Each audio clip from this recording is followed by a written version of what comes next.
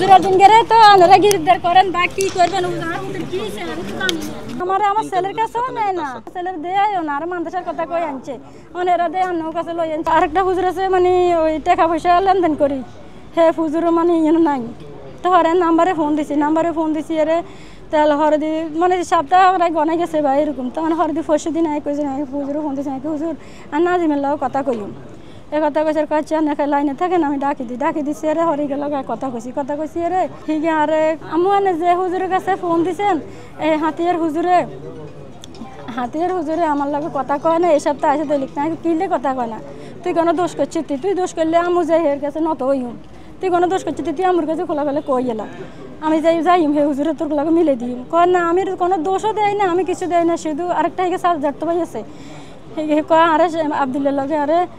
বই তো দেয় না, থাকতো দেয় না, আইটো দেয় না, নামাজ পড়তে যাইলে আরে হুজুরে ডাক দেয় মানে বাধা দেয় অন হইগে আর লগে মিশতো চাই আইটো চাই অনেক হুজুরে আর দেয় না ইয়েলে মিশি নেই হিগেরে কিছু কই নাই আমি তো হিগেরে কষ্ট বলে হুজুরে আর মানা করে তোর লগে চলাফেরা করতাম না, তুই হুজুরে হিগেরে কষ্ট কয় না আমি কিছু কই না, হিগেরে মানা করছি কি না জানি না, তবে হিগে আর হিসে থাকে হিগেরে হিসে তাই না হুজুরে মানা করে না।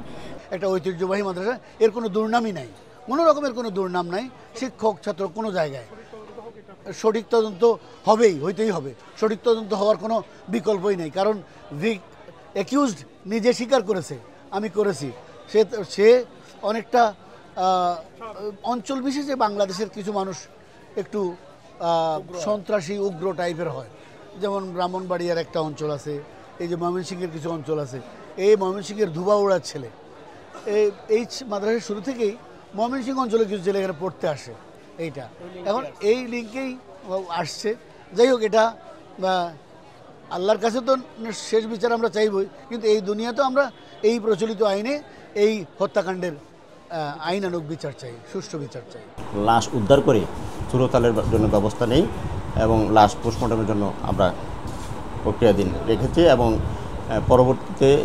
উক্ত ঘটনার সাথে ওই 14 জন ছাত্রের মধ্যে একজনকে জিজ্ঞাসাবাদের এক পর্যায়ে একজন স্বীকার করে যে সে আজকে রাত্রে তাকে ছুরি দিয়ে গলা কেটে তাকে রক্তাক্ত জখম করে তাকে হত্যা করে এবং তার ব্যবহৃত আলামতটি আমরা উদ্ধার করতে পেরেছি, তাকে আমরা আইনের আওতায় নিয়ে আসছি, আমরা তাকে জিজ্ঞাসাবাদ করে আরও পরবর্তী তথ্য সংগ্রহ করে আইনের সুষ্ঠু ন্যায় বিচারের জন্য আমরা আইনানুগ ব্যবস্থা গ্রহণ করতে পারবো এবং এই বিষয়ে অভিযোগ প্রাপ্তি সাপেক্ষে আমরা মামলা রুজু করে পরবর্তী তদন্ত করে রহস্য উচ্চারণ করব।